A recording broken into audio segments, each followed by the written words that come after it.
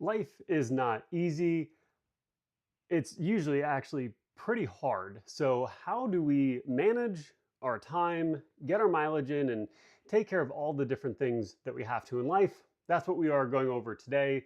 My name is Joe Shariak. I manage a local running store and I do a lot of running related content for you guys. Um, I normally do these live streams starting to talk about some main topic and then I open it up to Q&As. So if you ever have questions, we do this every Saturday morning at 9 a.m. So today is how do we fit in everything and mileage at the same time? And this is top of mind for me because I just moved houses. So if you are used to being here at the stream, we are in a different setup. So had to move all of my stuff from my house to my new house in like 2.5 days, which is a lot. You know, anytime you're doing a big move like that, it's going to be hard to figure out the rest of your life. So what I was looking to do was get my normal mileage in and still be out doing all the things I need to do. So I want to use a framework that you can actually use. So what I did and then how you can apply it for your own life. We've got notes, so we are looking down here occasionally. Also, hi Adam. You know how to make time. That's right. For anybody who's seeing, Adam is a 5 a.m. squat club. Uh, well, he runs that YouTube channel and does a lot of lifting stuff. So always pop over and take a look at his channel too. So the first thing that I wanted to do is I knew this move was coming up, and what I needed to do was break down what I think I can do, how I think the week is going to go, and where I can place my mileage, and then prioritize. So, step one, get a rough estimate of what you think you can do. For me, I'm trying to hit 40 miles this week. So I said, I'm going to definitely need another day to figure things out. Ooh, looks like we're maybe skipping a little bit. That could be a fun thing that we have to play with in the new house. Oh, hey Garrett, welcome in. So figure out what you think you can do. I knew I was going to need at least one extra day off, but I was going to try and sneak an extra run in somewhere. So ending up with 5 days is what I expected for what I think I could do for my own running, which is less than normal. I normally go 6 days a week, one day off, and we'll see what ends up happening, right? So I have my general plan, like where can I pull miles into other runs, because that does usually make things easier if you don't have to drive somewhere to go run and then shower and like all the things associated with running. It makes life easier. So if I can just tack some extra miles on throughout the week, it's going to make it easier. So I knew I was going to have a long run that I'm going to prioritize, that I could move that around wherever I needed it to be. Fortunately, it does sit where I normally go for at the end of my training week, which is Sunday. But if I needed to get it in at a different time, if I was moving on Sunday, I would have happily moved where that was to get it in the way I need to. So for me, 14.5 miles is just logged in. That is one of my most important runs of the week. I'm not going to miss that. So 14.5 miles of my 40 are already accounted for with one day. One of my easy runs normally is 4 and another easy run is 6. So I kind of just mushed those together and added them a couple days before my long run. So that was yesterday for me. And I also try and make these YouTube videos for you guys. So I put a video, actually three videos all at the same time on a run I was getting, so I knew I was going to be able to make that run work. Early in the week, before I got started with all the moving stuff, when we were just putting stuff in boxes and couldn't really move into the new house yet, I made sure to get miles in there. So it's just kind of thinking where you're going to be able to place miles to begin with, and then write in pencil. I thought I was going to be able to get a morning run in the middle of the week, and it ended up being on one of the days we were moving. Was really tired from the previous day that was our longest day of moving, and so we write in pencil so we can change. I just ended up taking that day completely off to take care of moving things, and it ended up working out just fine. I may end up being a little low on my mileage, but going back through, get a general plan of what you think you can do. Prioritize which runs are important to you, which ones you don't want to compromise on, and place them away from things that might detract from them. And then the next piece is write in pencil. So I know I say that a lot on the channel, but hey, Carl, welcome in. If we're writing in pencil, we know that like the one day I thought I was going to be able to run, not running there, just not a crisis. If I can, I'm going to take the miles and place them elsewhere. But the tough thing with life is it's going to pull you a lot of directions.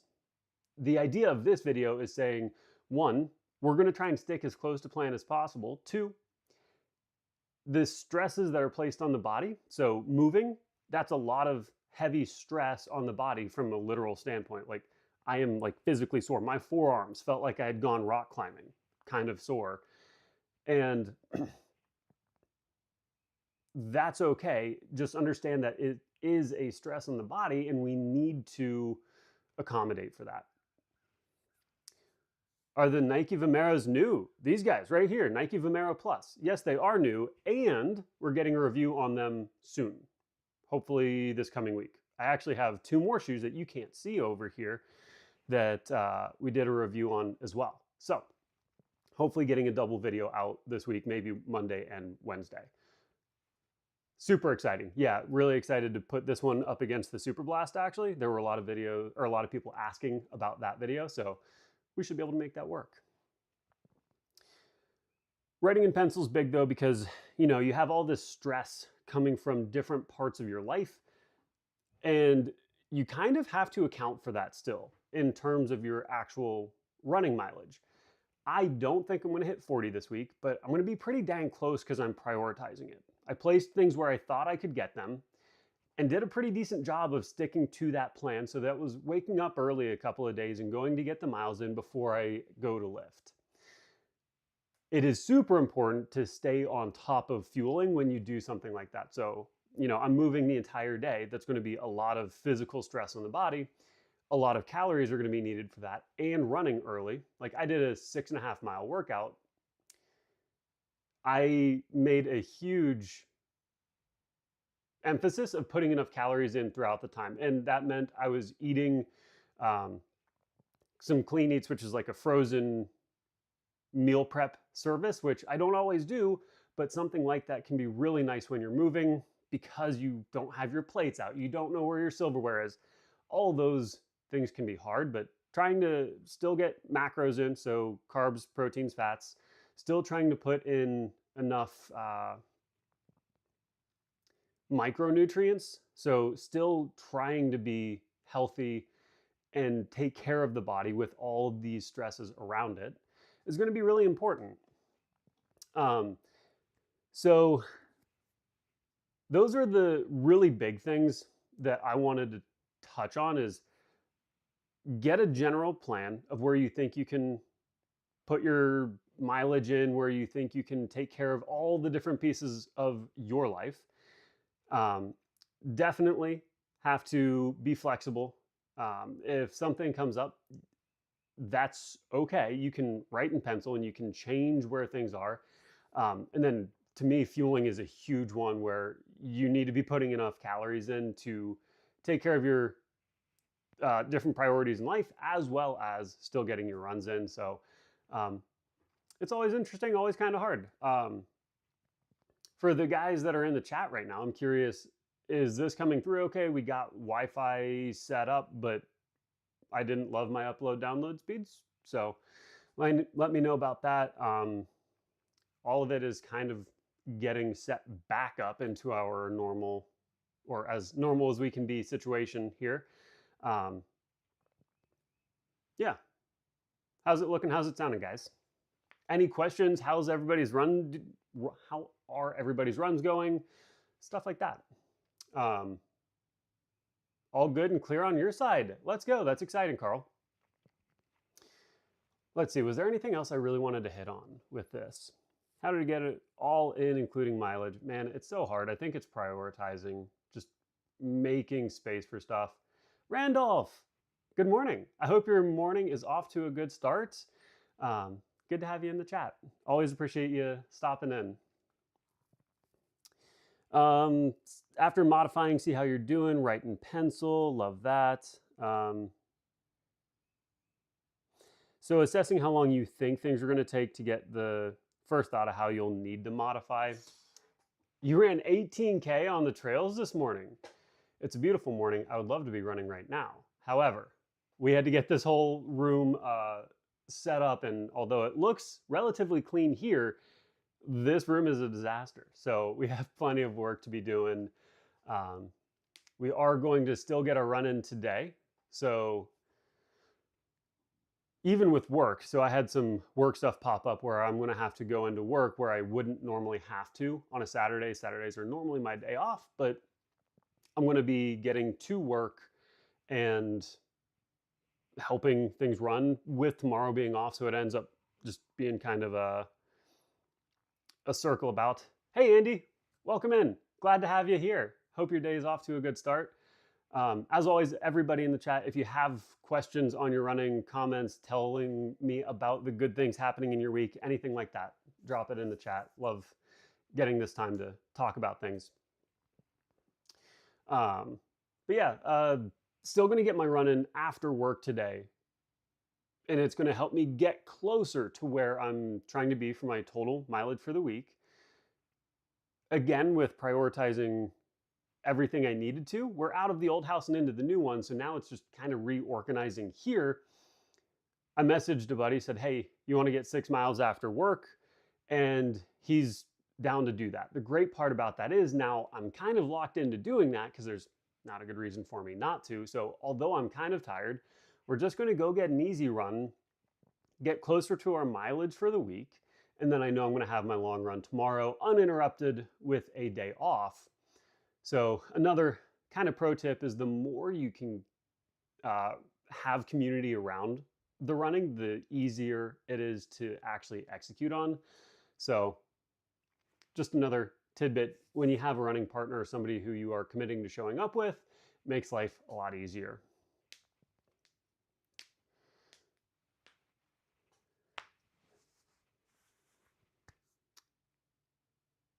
Also, I don't know, just another thought as we're seeing if people pop in the chat is I like using the Coros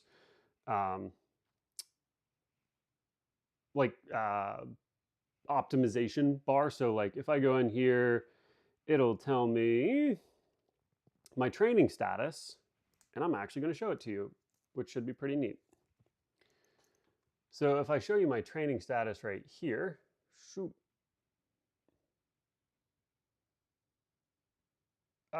It's not going to show it, is it? Oh, so much glare. Man, this is tough. There we go. So you can see I dropped just below 100%, which is Coros's normal. Oh. Wow, this is really hard to do.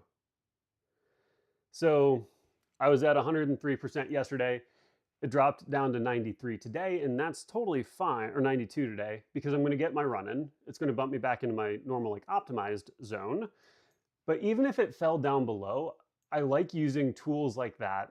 I don't think that Coros is perfect by any means, and it's not how I do all of my training. However, I think it's helpful to keep an eye on where you're at from a training load perspective. And I know I'm going to be close to my normal mileage for the week. I'm not dropping way below out of my range. So the more days consecutively you don't train, the lower your training load is going to be. So you're going to drop down in terms of that percentage, which is okay if you are doing it on purpose and trying to get closer to like peaking or whatever. I think that's really helpful.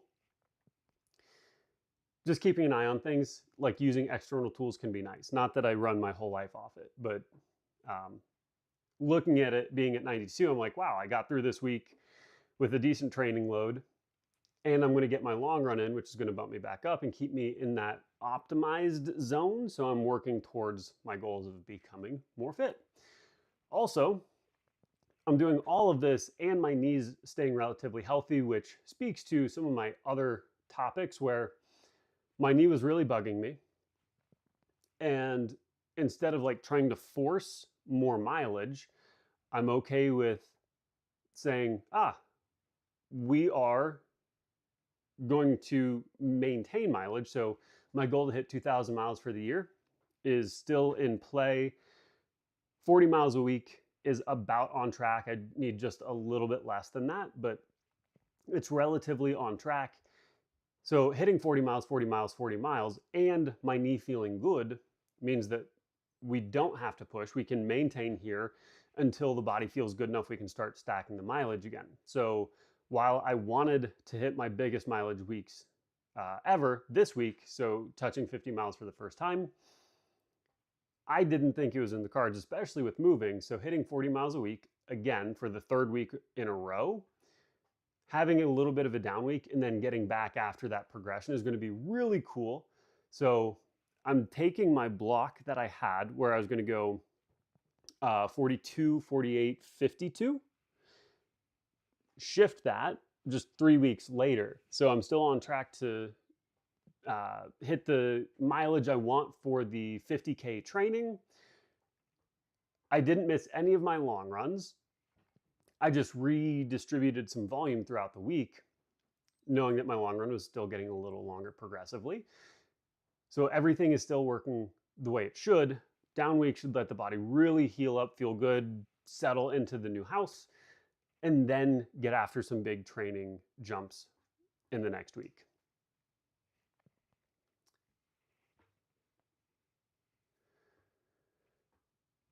Cool. I feel like that was a lot of talking. Anybody up to anything fun this weekend? I've got like 10 minutes or so. Again, normally I'm not working on Saturdays, but I am this Saturday. So I'm going to have to pop off at like 9:30, but would love to stay and chat, hear what you guys are up to, any difficulties you're having with running, anything that isn't feeling right. Actually, Randolph, because this was something you brought up last week, I guess I'll hit on it right now. Yesterday, during my run where I was also doing a couple of videos all at the same time, I felt like my energy really just dropped at one point about 6 miles in, and I realized I had not eaten anywhere near enough calories throughout the day. I was at like maybe 15 to 1800 calories, which for me is really low. I still had a goo with me and had already taken one, but 6 miles in, I was like, man, I feel really bad. I'd already done some my normal progression for the like Mount to Coast C1. That's the video coming out. I did my 10-minute, 8:30, sub 7-minute paced runs and felt fine during that. And then was comparing the Mount to Coast R1 and the C1. Also, that video is coming out in that same run. So I was going back and forth between the C1 and the R1. And I think it was right around mile 6. Even though I had just had a gel, I was like, wow, I feel like I'm really out of energy, but I'm not working super hard. Comparing the two shoes, I was running like 8:30 miles, which for me is very like normal mile pace. And I was like, oh, this is the start of a bonk. So Randolph, to what you were saying, kind of bonking after your run last week.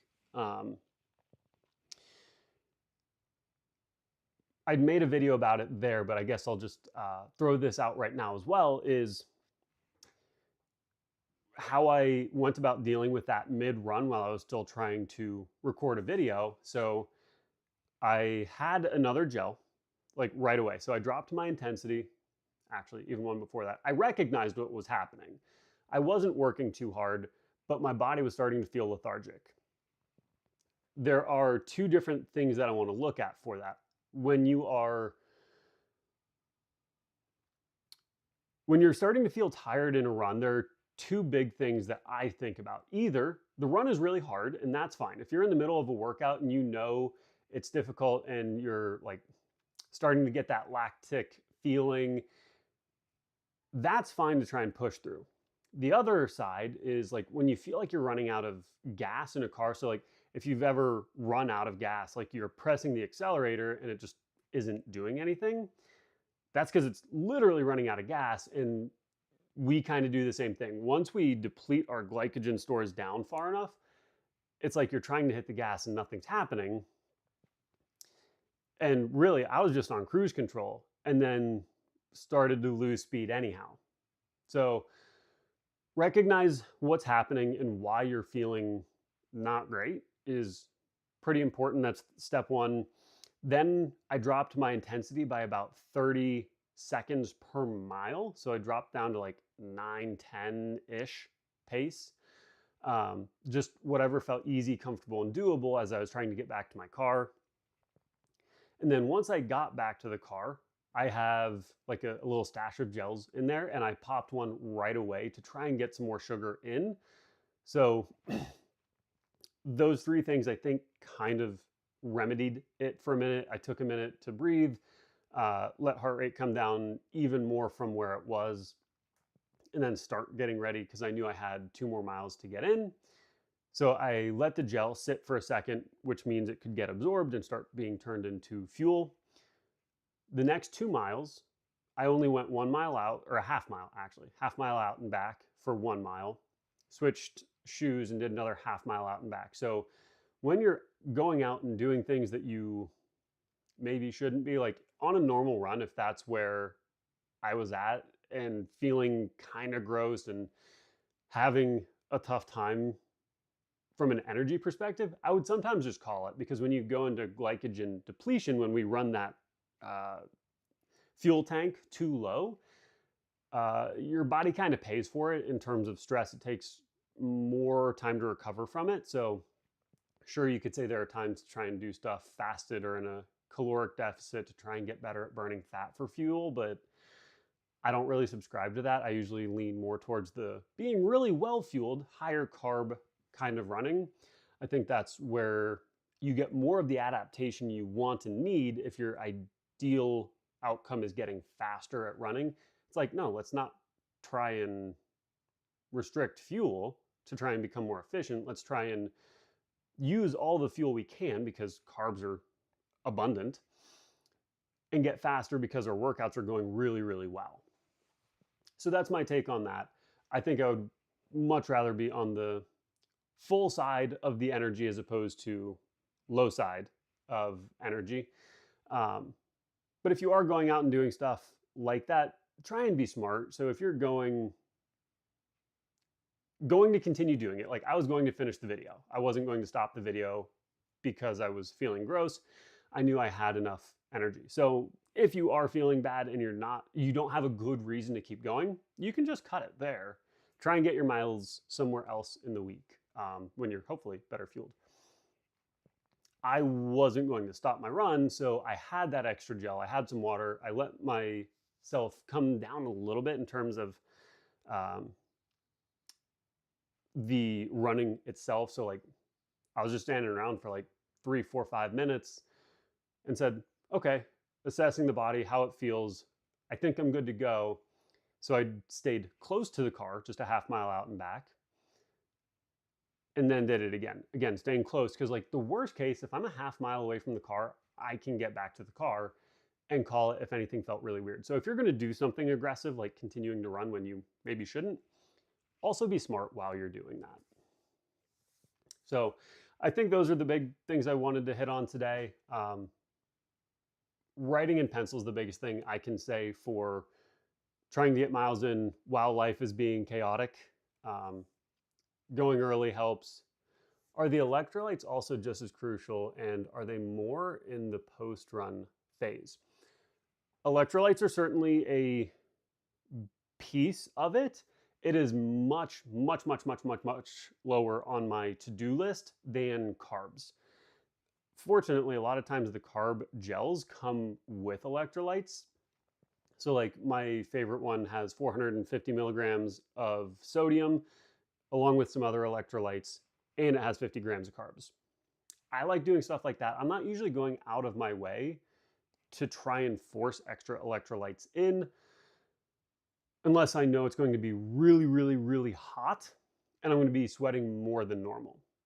A time where it does become more relevant is when you're going really long durations where you're needing to ingest food. So like if you're doing ultra stuff, having salt tablets can actually be really helpful because it helps maintain appetite. And uh, the whole cramping thing being associated with electrolyte depletion actually not super well correlated. So there have been a lot of studies trying to see why, or like see if there is a correlation, and it's not very strong. So yeah, I like electrolytes. It usually is more so like I want something tasty in my water, and that might be a way I get more fluid in total. So yes, important, not overly important. Are they more important in the post-run phase? If you eat a full meal, you're probably getting enough sodium and other electrolytes in.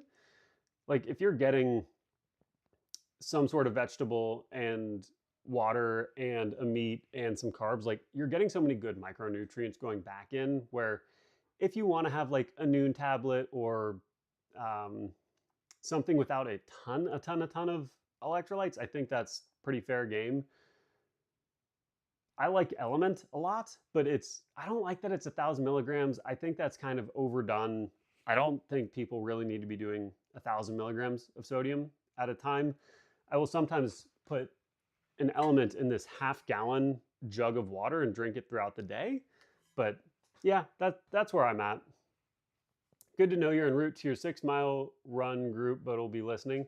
Awesome, Randolph. I'm stoked to hear it. I hope your run goes really well. Say hi to all the people at the run and hope it's a great day for you. I do only have about 2 more minutes before I have to jet to get to work and make sure my commute from the new house to work ends up being okay. So, yeah, I think we might be wrapping up about there. Randolph, if you have any other electrolyte related questions, I'm happy to hit that real quick. If not, I might be signing off for the day and excited to pop back in sometime. Well, actually, no, next week. That's what we do. Um, look for a video, hopefully Monday. I have all the footage I think I need for the Mountain Coast C1 first run review, and hopefully going to get that edited and out today, and then, or out tomorrow, sorry, or Monday. And then Wednesday we should have a normal video. Sorry that didn't happen, but that is kind of part of this prioritization. I knew I wanted to get my miles. That's more important to me than my Wednesday video. I don't think I was going to be able to make a Wednesday video happen unless it was really down and dirty, but then like everything is scattered. I didn't have any of my real equipment, so it would have been just a phone video, and I said, that feels less relevant than getting everything settled, making sure I'm really present for everybody that was around and a part of the move, and then I can get back onto a normal track knowing I had a couple of videos. I also have the Mizuno Neo Zen 2 that I got from a fellow hobby jogger for like 55 bucks. So I'm going to do a review on that and see how it does. I just put it on foot once, and the geometry with that heel bevel is super interesting. I'm really excited to see how it goes. With that said, though, I think I do have to jet for the day. I hope you all have a great Saturday. I look forward to seeing you guys next week and in the videos. Until then, we'll see you guys. Happy miles. Randolph, enjoy your run, and we'll see you guys then.